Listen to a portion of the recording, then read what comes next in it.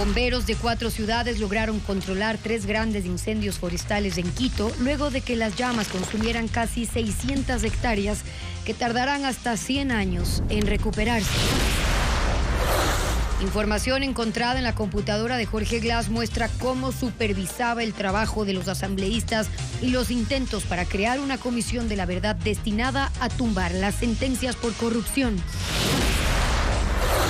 La Comisión de Tránsito del Ecuador inició el proceso para suspender otros 163 fotorradares en 32 municipios del país.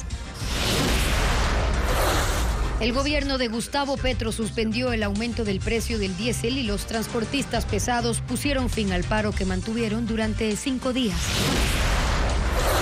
Un hermoso paisaje rocoso se esconde en el páramo de Sicchos, en Cotopaxi. Las 356 hectáreas del bosque de Tangán, conformado por enormes columnas volcánicas rodeadas de vegetación, pastizales y cascadas. Uno de los 3 incendios forestales de Quito fue totalmente apagado, el de Chilibulo en el sur. Los de Nayón y Pifo están controlados y los bomberos trabajan para sofocar los puntos de calor. Adriana Bermeo hizo un recorrido por las zonas afectadas, nos trae ahora un informe. Los incendios de Quito están controlados, pero lo que queda es un paisaje desolador. Casi 600 hectáreas de vegetación fueron consumidas en Pifo, Nayón en el oriente de la capital y Chilibulo en el sur. En menos de 48 horas desaparecieron sembríos y vegetación de bosque seco. A pesar de que ya no hay fuego, el trabajo del cuerpo de bomberos continúa. Este jueves se concentraron en sofocar los puntos de calor que se mantienen activos en Pifo y Nayón, pero persiste el riesgo de que el viento avive las llamas.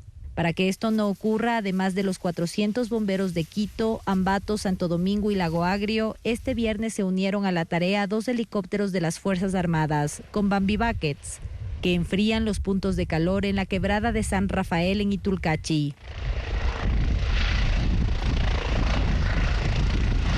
El incendio de Chilibulo sí está totalmente apagado. Hay un grupo de bomberos que están en el fondo de la quebrada con una bomba WIC, es decir, con una bomba que succiona agua desde la misma quebrada, y ellos lo que hacen es enfriar con el agua, y también se puede hacer de manera manual raspando con herramientas.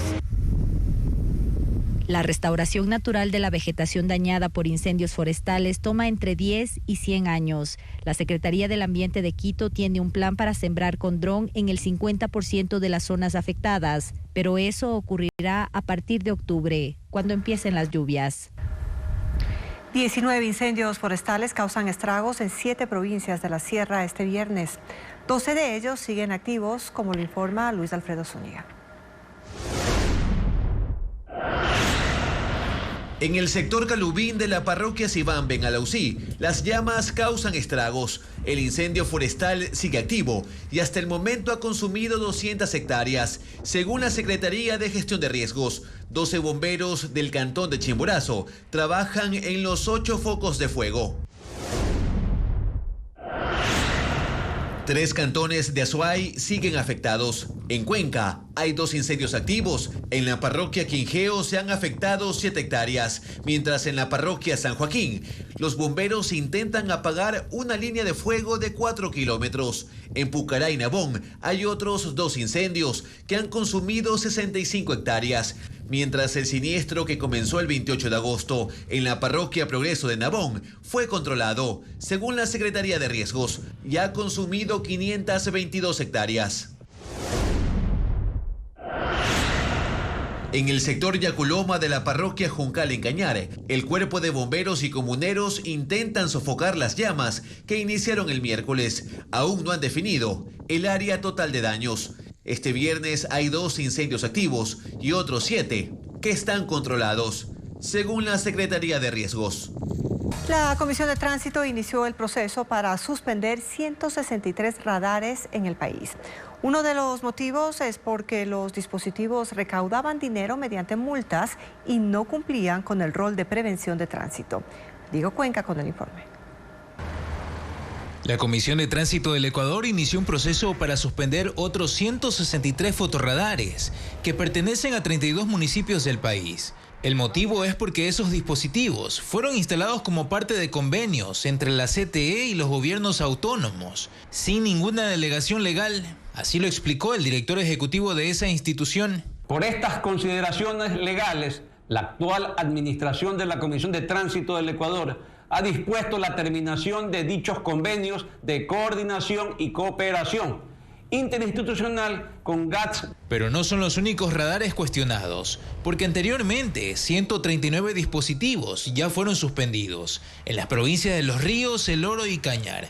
Así lo confirmó el ministro de Transporte. Radares que antes eran extorsionadores de la CTE, hoy solo son preventivos y no están recaudando recursos. Nosotros vamos a exponer en las siguientes semanas cómo con artimañas legales los consorcios que cobran estas multas, el privado, hacen extorsión y muchas veces la multa llega tarde o no se puede pagar y ese tema se ha vuelto recaudatorio y no preventivo. Esta medida responde a la mesa de seguridad que tiene el gobierno con transportistas, quienes denunciaron ser víctimas de las reiteradas multas de los radares y de las extorsiones de agentes de tránsito. Las autoridades no han explicado qué va a pasar con las multas que ya generaron y tampoco se conocen las vías donde están instalados los dispositivos, que serán suspendidos. La Fiscalía General del Estado formuló cargos contra 2 exfuncionarios del Consejo de la Judicatura y los procesa por tráfico de influencias. El caso está relacionado con irregularidades en el concurso de jueces y con jueces nacionales declarado nulo en enero pasado. Los involucrados son Milton H. y Santiago C. Un juez anticorrupción les dispuso la medida de prisión preventiva y el inicio de la instrucción fiscal en 90 días. En la audiencia, la Fiscalía presentó 13 elementos de cargos, entre ellos la lista de supuestos beneficiarios en el concurso. En el computador del ex vicepresidente Jorge Glass se encontraron archivos en los que se registran reuniones con legisladores sobre los temas a impulsar en la Asamblea Nacional. También cómo manejaron en redes sociales la campaña por el no a la consulta popular de Guillermo Lasso. Fabiola Santana amplía la información. Archivos almacenados en la computadora de Jorge Glass daban cuenta que el ex vicepresidente supervisaba la agenda de los asambleístas de la Revolución Ciudadana. Lo muestra esta acta de trabajo del 6 de marzo de 2023, redactada por Sonia Vera, parte de la defensa internacional del ex vicepresidente. Registró una reunión por Zoom con Pamela Aguirre, Ferdinand Álvarez, Mauricio Zambrano, Esther Cuesta, también Virgilio Hernández, Luisa González, Tatiana Pazmiño y Sonia Vera. Trataron 7 temas. El segundo fue la creación de una comisión de la verdad y detalla que Mauricio señaló que volverá a hablar con Saquicela para que sea el que presente el proyecto de resolución. Insistirá con el bloque del PSC para obtener sus votos. También distribuían las tareas y plazos. La creación de la comisión de la verdad ha sido uno de los objetivos del correísmo para la revisión de las sentencias por corrupción de sus líderes. Esa propuesta fue incluida en el plan de trabajo de Luisa González, quien se candidatizó a la presidencia tras la muerte cruzada decretada por el presidente Lasso 2 meses después de esa reunión. Glass también seguía de cerca lo que ocurría con el proceso electoral de la consulta popular impulsada por Guillermo Lasso. Hay registros de informes de monitoreo a medios digitales, la inversión electoral por provincias y la campaña de posicionamiento por el no a la consulta. En la sección de despliegue en Facebook registra la activación de fanpage, 200,000 personas por semana, activación de grupos de memes y troles introducidos en grupos de acción. La consulta popular de Lasso, a la que se opuso el correísmo, proponía la extradición de ecuatorianos relacionados con el crimen organizado, autonomía de la Fiscalía del Consejo de la Judicatura y la reducción del número de asambleístas. Esos archivos son parte de los documentos que constan en el computador de Jorge Glass y que están en el expediente del caso Plaga. La presidenta de la Comisión de Fiscalización, Pamela Aguirre, convocó a los miembros de la mesa para una sesión virtual este sábado y el único punto del orden del día es analizar la sentencia del juez Edgar Romero sobre los juicios políticos. Aguirre anunció que acatará el dictamen y con la suspensión del proceso contra la ministra del Interior corresponde el inicio del juicio político a la fiscal Diana Salazar. No se determina en el documento la fecha para empezar ese trámite. Camioneros de Colombia ponen fin al paro general por el aumento en el precio del diésel. Transportistas y gobiernos llegaron a un acuerdo esta madrugada, con lo que calles y carreteras comenzaron a ser desbloqueadas. Pérdidas estimadas en $300 millones por día, desabastecimiento en los mercados, bloqueo de calles y carreteras, caos vehicular en zonas urbanas y rurales y más de 270 toneladas de basura sin recolectarse en la ciudad de Bogotá han sido algunos efectos del paro de camioneros en Colombia. Una protesta por el incremento en el precio del diésel al que se sumó el transporte de pasajeros, agravando una situación que se ha mantenido por 5 días en los que también hubo tensiones con la fuerza pública, hasta que una nueva jornada de diálogos entre los gremios y el gobierno dio resultados esta madrugada. La administración de Gustavo Petro consigue hacer un incremento mínimo en el precio del diésel. Su plan inicial era subir $1.44 por galón en 3 tramos semestrales. Ahora solo subirá 19 centavos en total hasta el 1 de diciembre. A cambio se levanta el paro, que según el Ejecutivo ha estado a punto de provocar también desabastecimiento de otros combustibles como gasolina y gas licuado de petróleo, por el cierre de campos de producción ante el exceso de reservas y la imposibilidad de transportarlas por las protestas y cierre de vías, en los que han participado 6.000 personas y 2.000 vehículos, incluidos buses y camiones, en 142 municipios de 23 departamentos, incluido el de Nariño en la frontera con Ecuador. Hunter Biden, hijo del mandatario estadounidense Joe Biden, se declaró culpable de 9 delitos de evasión fiscal, 3 de ellos graves, evitando así ir a juicio. Y entre los cargos que se le imputan está uno relacionado con el impago de $1,5 millones en impuestos entre el 2016 y el 2019, así como de intentar declarar como gastos comerciales transacciones que hizo a prostitutas, una suscripción a una página pornográfica y la universidad de su hija. Biden enfrentaría una condena de hasta 15 años de cárcel y además una multa por hasta $1 millón. El super tifón Yagi está en el sur de China luego de su paso por Hong Kong y Filipinas, donde dejó 15 muertos. En la provincia de Hainan hay evacuaciones para poner a salvo a 400.000 personas.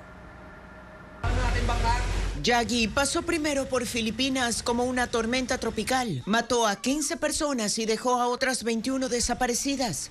Son víctimas por deslizamientos de tierra. Otros fallecieron ahogados o electrocutados. Hay 2 millones de damnificados. Luego Yagi se convirtió en tifón, con vientos de 230 kilómetros por hora y llegó al sur de Hong Kong,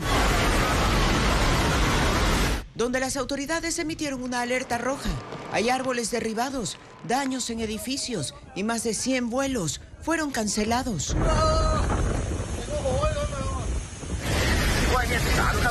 El fenómeno se intensificó esta mañana. Tocó tierra en el suroeste de China, con vientos de hasta 245 kilómetros por hora. El gobierno ordenó que más de 400.000 personas de la provincia de Hainan fueran reubicadas ante el peligro de inundaciones. La cápsula Starliner de Boeing regresa a la Tierra esta medianoche, pero vacía. El vehículo espacial sufrió un daño y no podrá atraer a los astronautas Suni Williams y Barry Wilmore, pues es inseguro para sus vidas. Ellos viajaron a la Estación Espacial Internacional para una estadía de una semana y han pasado 92 días. La NASA hace esfuerzos por negociar su regreso, posiblemente en una nave de SpaceX, en febrero del 2025. El padre del atacante de una escuela en Georgia fue detenido y enfrenta cargos criminales. Colin Gray, de 54 años, está acusado por 4 delitos de homicidio involuntario, 2 de homicidio en segundo grado y 8 por crueldad contra menores de edad, pues él le regaló a su hijo Colt Gray, de 14 años, el rifle con el que el joven mató a 2 estudiantes y 2 profesores. Padre e hijo comparecieron en la audiencia en la que estuvieron familiares de las víctimas.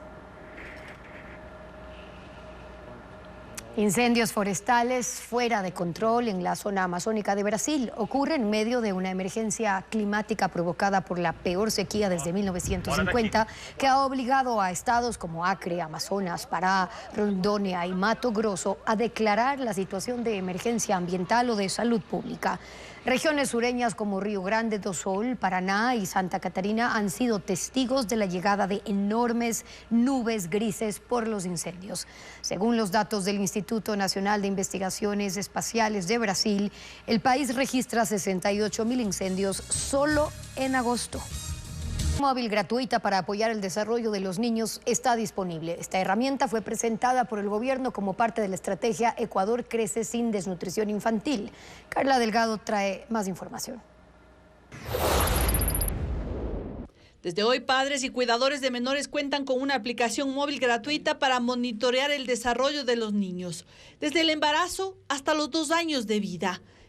Infancia, ese es el nombre de esta herramienta digital, que puede descargarse desde Google Play. El Ministerio de Inclusión lanzó esta aplicación como parte de la Estrategia Nacional Ecuador Crece sin Desnutrición Infantil, en el que podrán acceder a recetas nutritivas, tips respecto a la lactancia y una guía con los centros de atención integral para prevenir la desnutrición.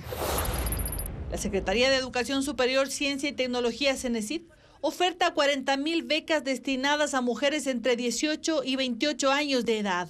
Las becas Futuro Femenino cubren el 100% de los costos de matrícula y aranceles educativos. El grupo prioritario es de mujeres con discapacidad permanente o que han sido víctimas de violencia de género o tienen escasos recursos, así como migrantes ecuatorianas que regresaron o que pertenecen a pueblos y nacionalidades indígenas. El proceso de registro se realiza en la página www.cenesid.gov.es. Las interesadas deben tener entre 18 y 29 años, estar inscritas en el proceso de admisión de una de las instituciones colaboradoras, no tener título de tercer nivel, no haber aceptado cupos en el Sistema Nacional de Nivelación. La postulación está abierta hasta el 20 de septiembre. Viejos rostros de la política aparecen en las listas de precandidatos para asambleístas que presentaron al Consejo Nacional Electoral 17 organizaciones políticas. Y hay una gran cantidad de exfuncionarios públicos de alto rango. Luisa María Heredia con el informe.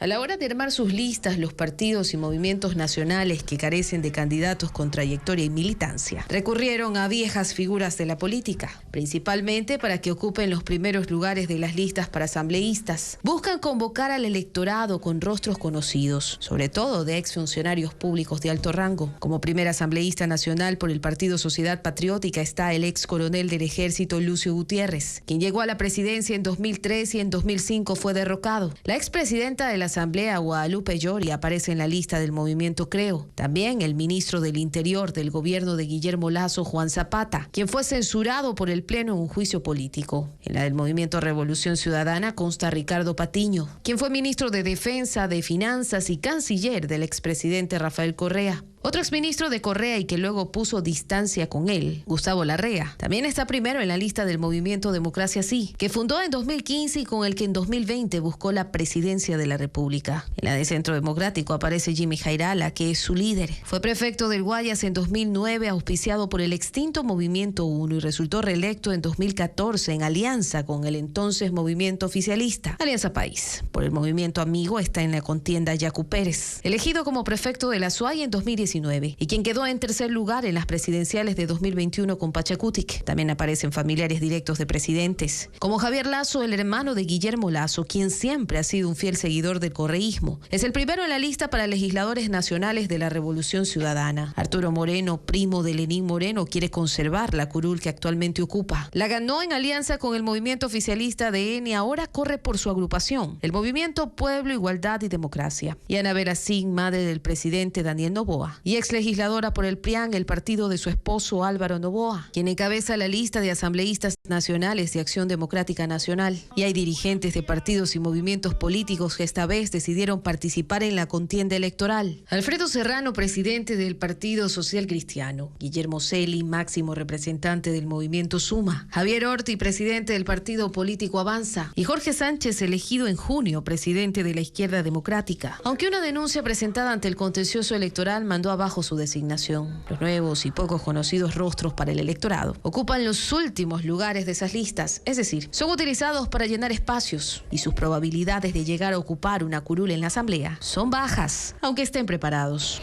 Fondo del cantón Sicchos, en Cotopaxi, el bosque de Tangán combina 3 ecosistemas dominados por imponentes columnas volcánicas de 150 metros. Este espacio es hogar de especies en peligro de extinción como la palma de seda y fuente de agua esencial para 4 comunidades.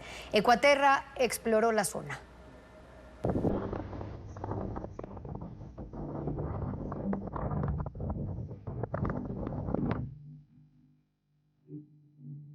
Al amanecer, los destellos del sol rasgan la niebla perfilando el bosque de Tangán. Sus páramos y montañas aparecen como capas en lo más profundo del cantón Sicchos en Cotopaxi.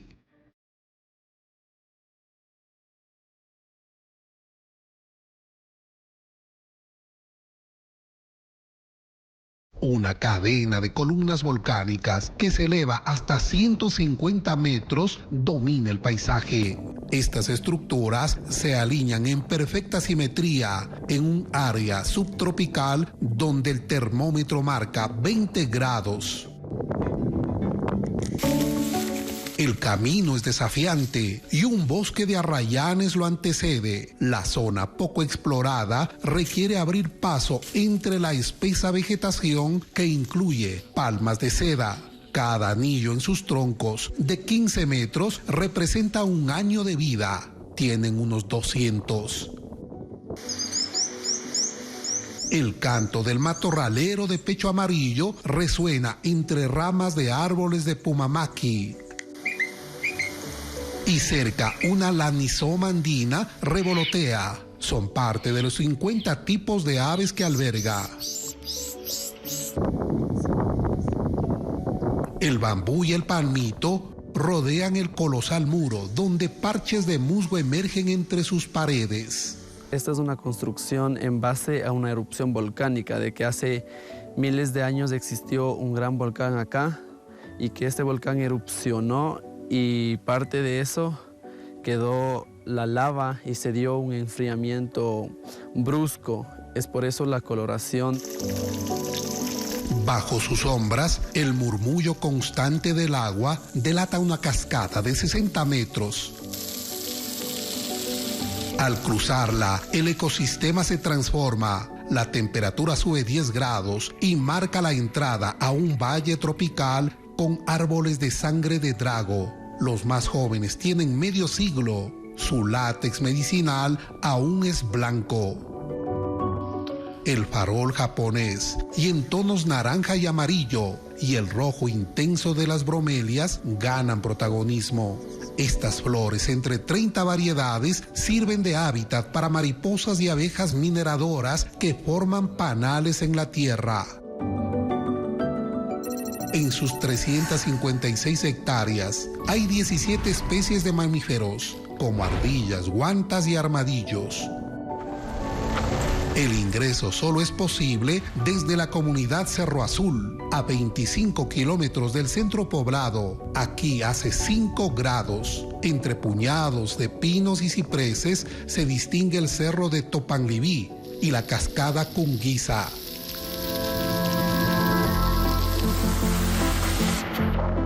Una alfombra de pajonales da origen a un cañón de 1000 metros, donde las cascadas convergen en 5 ríos que proveen agua a 2000 personas de 4 comunidades. Iniciamos con el que le alimenta el río Toache, iniciamos con Jatuncama, de ahí viene Huanto, el otro río, de ahí viene el otro es Paxillín o San Antonio, de ahí el río El Aguán. 4 vigilantes controlan y previenen la caza de animales, la tala de árboles y la destrucción de las formaciones rocosas. Al ser una zona remota, Tangán recibe aproximadamente 50 visitantes al mes. La mayoría son escaladores que llegan para conquistar sus columnas. Al atardecer, el sol tiñe de un naranja intenso el bosque de Tangán. mientras las nubes vuelven a cubrir sus montañas.